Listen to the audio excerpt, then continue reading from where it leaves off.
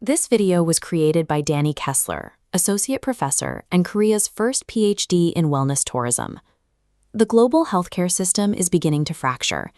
This split isn't being driven by geography or simple economics, but by how different cultures interpret a 1,000-year-old philosophical mandate regarding the body's preservation.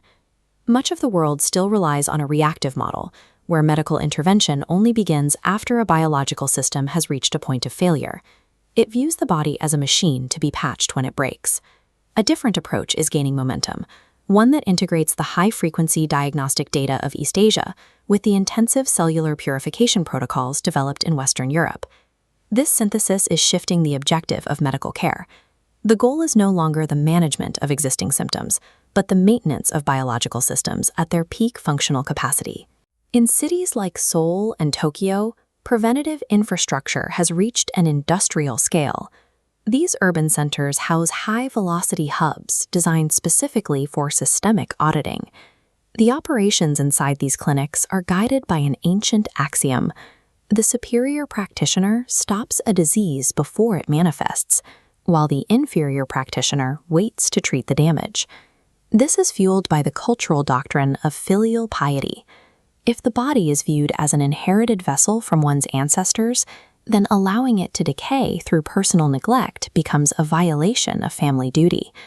This moral imperative has been industrialized into a system of constant biological oversight. Clinics now process millions of patients with algorithmic precision, looking for subtle shifts in health long before a patient feels ill. This multi-omic profiling monitors thousands of biological markers simultaneously, detecting subclinical whispers of pathology to identify microscopic risks early. Performed annually, these audits create a closed-loop data network, yielding a density of diagnostic history that reactive systems rarely capture.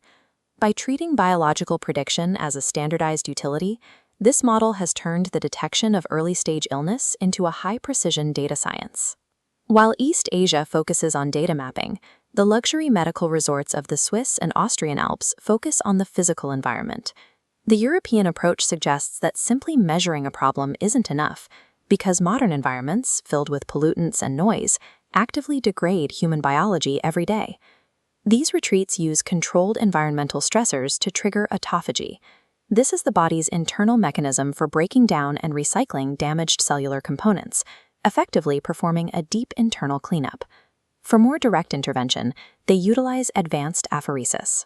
As shown in this model, blood plasma is passed through polymeric filters to physically remove microplastics, heavy metals, and inflammatory proteins that the body cannot easily process on its own.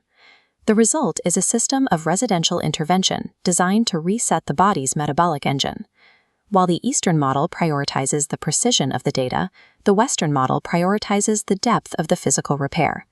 We are seeing these two philosophies move toward a single point of convergence. High-net-worth individuals are already utilizing this synthesis as a personal operating procedure, using Asian diagnostic audits to identify risks and European residential stays to physically purge the system. As these diagnostic and filtration technologies become more efficient and begin to scale, they provide a new template for how health can be managed across larger populations. This shift moves us away from simply managing the symptoms of a disease after it arrives. Instead, we are entering a phase focused primarily on the active optimization of biological function. This video was created by Danny Kessler, associate professor and Korea's first PhD in wellness tourism.